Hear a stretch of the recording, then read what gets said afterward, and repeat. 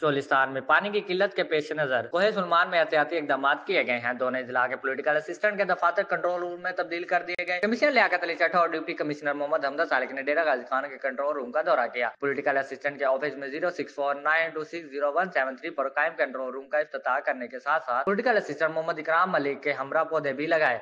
Commissioner Liaquat Ali चट्टा की जेर सदारत पोलिटिकल असिस्टेंट ऑफिस में इजलास भी मुनकिद हुआ, जिसमें मुतलका महकमों के अफसरान मौजूद थे।